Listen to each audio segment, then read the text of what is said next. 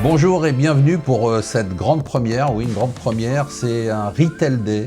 C'est-à-dire que vous savez que dans le monde des valeurs moyennes, mais aussi des grandes valeurs, on organise toujours beaucoup d'événements pour les investisseurs institutionnels. Et puis on a tendance un peu à oublier les particuliers. Or, les particuliers aujourd'hui, c'est un élément essentiel de la bourse depuis le Covid et ça continue. Les flux d'investissement par vous, par les investisseurs particuliers, continuent à augmenter.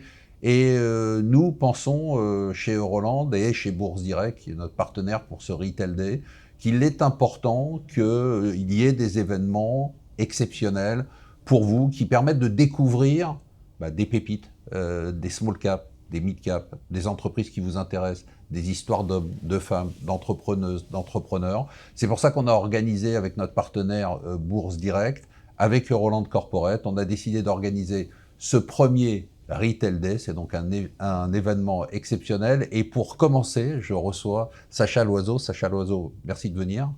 C'est sympa de te recevoir et de te voir. Donc je rappelle que tu es le PDG de Monakea. Donc on va essayer d'expliquer un peu ce que tu fais. On va essayer de voir un peu quelles sont tes perspectives. Et puis on a eu beaucoup de questions que je vais te poser. Certaines seront peut-être gênantes, d'autres moins. Moi, tu répondras comme tu veux. D'abord, est-ce que tu peux nous expliquer brièvement ce que fait Monakea ? Bien sûr, bonjour Marc, bonjour à tous, merci beaucoup de me recevoir. C'est un plaisir. Monakea, c'est une grande aventure entrepreneuriale française des technologies médicales innovantes. Monakea, c'est une entreprise qui est connue mondialement et reconnue pour avoir inventé le premier système d'imagerie du corps humain au niveau cellulaire. Okay. Donc en fait, c'est comme si on mettait un microscope très miniaturisé à l'intérieur du corps humain. Pourquoi c'est important ? Parce que un certain nombre de maladies qu'on connaît bien, comme le cancer, sont des maladies cellulaires. Et il faut donc aller justement regarder les tissus à ce niveau pour faire un meilleur diagnostic. Donc Monakea a développé une plateforme qui s'appelle le Cellvisio, qui est installée dans plusieurs centaines d'hôpitaux et de cliniques dans le monde, et qui permet aux médecins de différentes spécialités d'avoir une meilleure information diagnostique et de prendre des décisions thérapeutiques avec un plus haut niveau de confiance. Mais tu l'as dit, Monakea, c'est d'abord une aventure humaine. Donc c'est 70 personnes, des femmes et des hommes, pratiquement moitié-moitié, en France, aux États-Unis, en Chine, en Allemagne, passionnés par ce qu'ils font. C'est aussi de la propriété intellectuelle de grande qualité, 250 brevets, donc c'est quand même très important dans le monde entier, avec une couverture mondiale. Formidable. C'est des accords réglementaires, on est dans le médical, Bien donc sûr. Il faut des accords réglementaires. On a 20 accords réglementaires aux États-Unis qui couvrent énormément d'applications potentielles. On a aussi bien sûr le marquage européen, le marquage CE, on a aussi on a le marquage japonais, chinois bien sûr, qui est un marché important. Donc voilà, c'est une multinationale, une petite multinationale. C'est une toute petite multinationale encore, mais bon, c'est aussi un chiffre d'affaires qui est quand même aujourd'hui plus de 10 millions d'euros.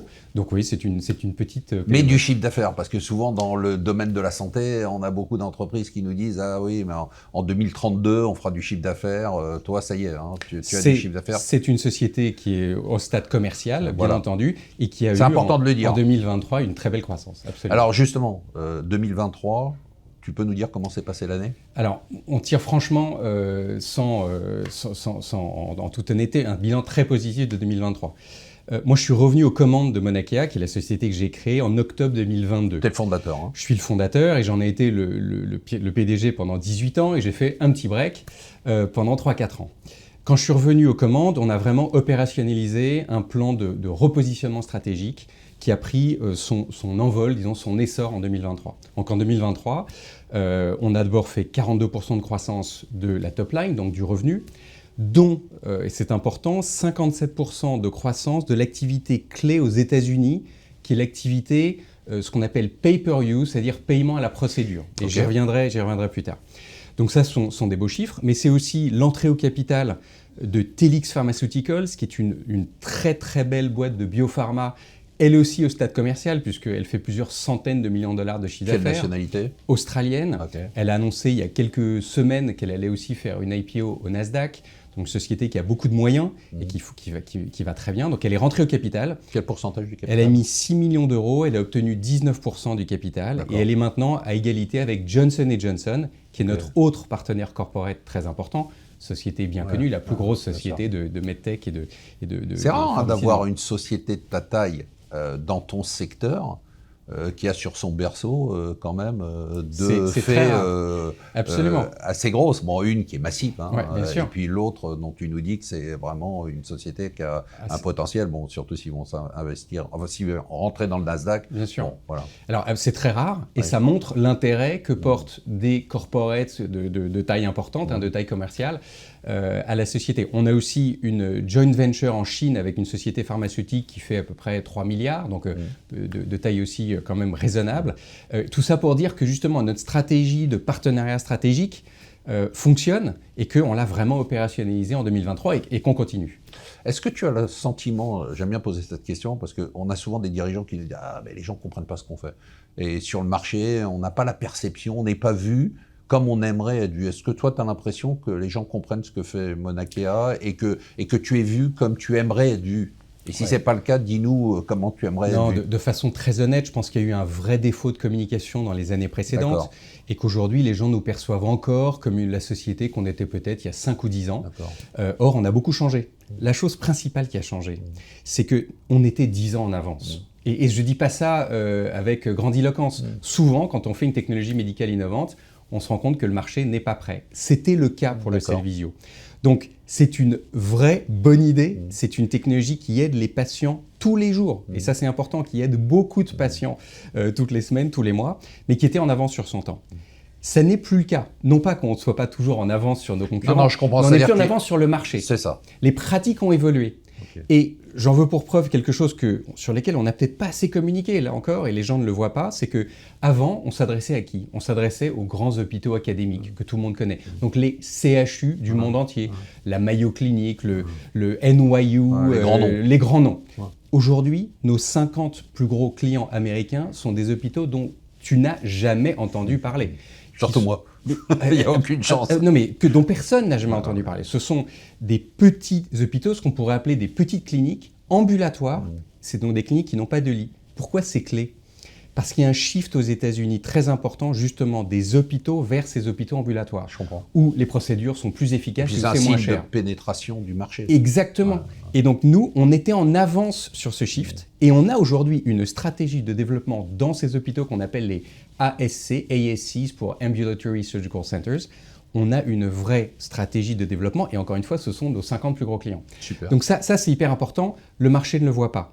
On est là pour ça. Et on est là pour ça. On est là. Moi, je suis là aussi pour expliquer de plus en plus pourquoi est-ce qu'on a une société très différente d'il y a quelques années. 2024 se présente comment ? C'est quoi tes perspectives ? Alors, 2024, c'est d'abord des leviers de croissance forts.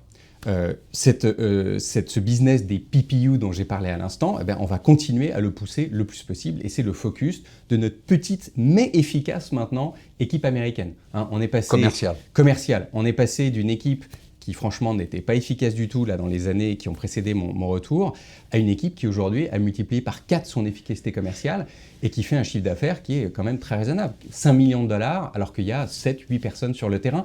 On est presque dans les ratios de rentabilité clés de la medtech. Donc vraiment, on a fait des progrès énormes.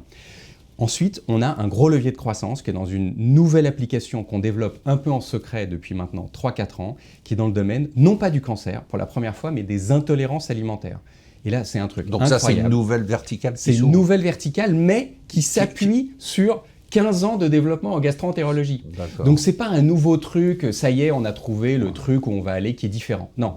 C'est notre domaine de prédilection. Tu utilises ton know-how, tout ce que tu as développé pendant, et tu l'adaptes. Exactement. Pour une application, un nouveau besoin. Donc ça veut dire que c'est la même personne, massif. C'est la même personne qui fait la procédure. On n'a pas besoin d'accord réglementaire, on n'a pas besoin de remboursement, on n'a besoin de rien. Et on s'adresse à un besoin qui touche 10 à 15% de la population mondiale. C'est-à-dire, en particulier, c'est ce qu'on appelle, le syndrome de l'intestin irritable. Et en fait, il a été découvert par des grands professeurs qui ont fait des études. Dont on parle maintenant, non-stop. Qu'en fait, 50% des patients qui souffrent de ce syndrome, ça n'est pas une maladie, en fait, ont vraiment un problème qui est une intolérance alimentaire qui est très difficile à détecter. Et alors, avec le Cellvizio, ce qui est dingue, c'est qu'on arrive à visualiser l'effet d'un allergène alimentaire, donc d'un aliment, par exemple le soja, que personne ne connaît alors qu'on en mange tous les jours dans les aliments processés, ou bien la farine de blé, ou bien le blanc d'œuf. C'est un sujet hyper grand public. Et on voit l'effet de ces allergènes alimentaires en direct, au niveau microscopique, sur ce qu'on appelle la barrière intestinale, donc avec le Cellvizio. Et on est capable de dire aux patients, vous êtes vraisemblablement intolérant au soja. On vous donne un menu d'exclusion, on vous donne un régime d'exclusion pendant 1 mois, et là on a des résultats extraordinaires, parce qu'on a 84% de gens qui reviennent en disant « mes symptômes ont considérablement baissé, j'ai repris du poids, je me sens mieux ». Donc ça, on a déjà 25 centres. Donc 2024, c'est vraiment le lancement à l'échelle. On s'est adjoint les services d'une star du domaine du wellness, donc quelqu'un qui a 25 ans d'expérience avec des succès absolument considérables, on va en reparler. Et donc voilà, on va vraiment lancer ça. Ça, c'est un levier de croissance très fort en plus de nos PPI aux US. Et puis bien sûr, on a notre JV en Chine, dont on attend bien sûr des résultats en 2024. On a bien sûr mis en place tout ce qu'il faut en 2023. Et puis bien sûr, on a un pipeline de développement stratégique avec Telix et d'autres qui, à plus ou moins court, moyen terme, vont aussi donner de la croissance à la société. On se connaît depuis pas mal de temps, je ne t'ai jamais vu aussi enthousiaste. Mais je suis très enthousiaste, on a fait une très belle année, on a tout ce qu'il faut. Et maintenant, à nous de convaincre les investisseurs, bien sûr, qu'il faut revenir aujourd'hui parce que c'est le début de, je pense, vraiment la grande histoire de Mauna-Kea.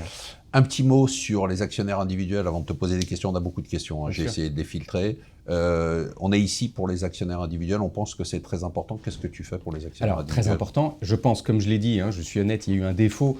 Quand j'étais pas là, il n'y avait absolument aucune communication. Aujourd'hui, c'est 50% de notre actionnariat. Donc évidemment, très très important pour nous d'être didactique, de répondre à leurs questions, de plus en plus d'aller vers eux. Donc aujourd'hui, c'est génial de pouvoir être là. Et on fait de plus en plus d'actions. Vous avez peut-être vu, chers actionnaires, qu'il y a eu une petite lettre aux actionnaires qui est sortie en janvier. On va faire ça tous les mois, pas tous les trimestres. C'est important. On va faire ça tous les mois. Il faut continuer. On va expliquer ce qu'on fait, on va vous présenter des gens, on va vous présenter des médecins, on va rentrer dans les détails des applications pour que vous compreniez à quel point on a de l'or entre les mains. Aujourd'hui, bien sûr, qu'il faut encore développer. Sacha, on peut passer aux questions ? Bien sûr. Donc, tu as parlé toi-même de l'entrée au capital de Telix. On nous pose la question de savoir comment ça se passe les développements avec ce groupe. Ça y est, vous travaillez ensemble, il y a de la synergie, ça se traduit par du chiffre d'affaires, c'est ça? Alors, pas encore de chiffre d'affaires, mais ça viendra. Maintenant, ce qui est très important, c'est que Telix, il y a quelques mois, a racheté une société de medtech. Telix est une biopharma. Elle fait ce qu'on appelle des radiopharmaceutiques, donc des molécules de médecine nucléaire. Eh bien, elle a racheté une société de medtech dans le domaine de la chirurgie. De la chirurgie uro-oncologique, c'est-à-dire la chirurgie du rein, la chirurgie de la prostate. C'est le domaine dans lequel nous avons un partenariat avec Telix. Donc nous travaillons aujourd'hui toutes les semaines avec les équipes maintenant augmentées. Ça y est, la synergie est là. Alors c'est avec l'Australie et la Californie, donc les calls sont souvent à 22h. C'est pas facile, mais on travaille. Et donc l'idée, c'est d'avancer et d'opérationnaliser aussi ce partenariat qui va se traduire par des essais cliniques, de la communication, etc., etc. Alors, autre question, bon après, je ne sais pas si tu peux y répondre, c'est un peu compliqué. Vous posez parfois des questions difficiles pour des problèmes réglementaires, on ne peut pas tout dire. Bien sûr. Enfin, tu ne peux pas tout dire. En fait, la question qui se pose, c'est pourquoi personne n'est venu te racheter ? Alors d'abord, personne n'a dit que personne n'est venu nous racheter. Bien sûr, il n'y a pas eu rentrons pas de détails. On rentre pas dans les détails. Maintenant, aujourd'hui, la valeur de Mauna-Kea a été partiellement détruite. On le voit bien, on a un cours de bourse qui est très bas. Donc aujourd'hui, en tout cas, le management et le board de Mauna-Kea ne seraient pas intéressés par la vente de la société. Ce qu'on veut, c'est retrouver une valeur qui est plus en accord avec les fondamentaux. Tu veux te revaloriser avant de réfléchir éventuellement ou pas. Bien sûr, bien sûr. Et, question sur le Cellvizio, on nous demande si ça intègre, on parle beaucoup, un peu tarte à la crème, l'intelligence artificielle. Alors on travaille beaucoup sur l'intelligence artificielle. On a aujourd'hui une équipe de data science avec des gens en interne et des partenariats.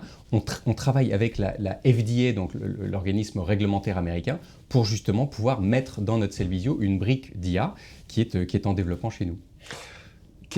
Tu as parlé beaucoup de géographie, tu as parlé de partenaires dans différentes zones. C'est quoi tes développements géographiques prioritaires ? On a bien compris les États-Unis, je pense que là-dessus, les États-Unis, c'est vraiment ton focus de 2024 C'est le focus parce qu'en 2023, c'est monté jusqu'à 70% de notre chiffre d'affaires, ce qui est très important parce que les prix sont élevés aux États-Unis, on a un levier opérationnel important, le marché est très large. C'est un bon marché et surtout, on peut dire que ça y est, on est vraiment rentré. Tu es reconnu là-bas. On est reconnu là-bas et encore une fois dans le vrai marché, le marché des hôpitaux qui ont un très fort volume.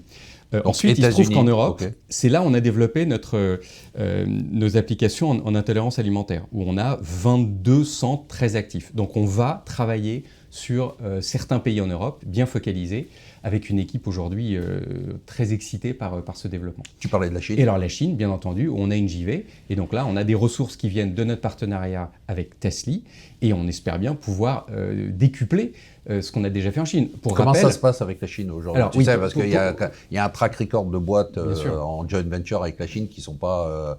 Parfois, les gens disent on s'est fait balader, il ne se passe rien, on a dépensé de l'argent, ils nous ont piqué nos brevets. Bien sûr, on connaît toutes ces histoires et on est très vigilant. Alors là, pour le coup, nous, on a reçu déjà 9 millions de dollars de la part de notre partenaire. donc c'est déjà pas mal. Donc le net est très positif.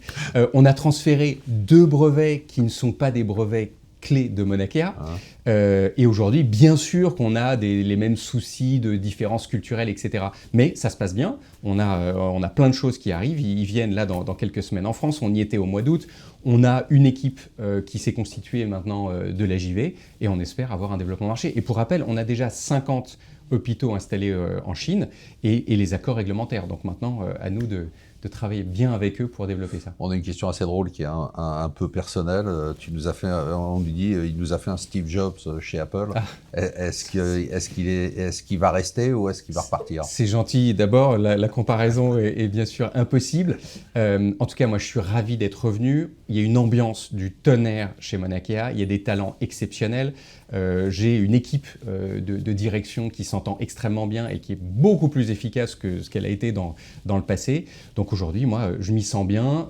On a un très beau potentiel. Les challenges, il y en a autant qu'on veut, bien sûr, mais on est tous contents d'être là. Mauna Kea pépite? Mauna Kea pépite, 100%. Sacha, merci beaucoup d'être venu. Je pense que tu as convaincu, on verra les réactions, les gens qui nous regardent, de regarder de plus près Mauna Kea et effectivement une nouvelle histoire, toi qui es revenu, des développements de produits, développement géographique. En tout cas, on te souhaite bonne chance pour 2024 et on se retrouvera peut-être dans 6 mois ou dans un an pour faire le point, ça te va? Merci Marc, merci à tous, merci beaucoup. À tout à l'heure.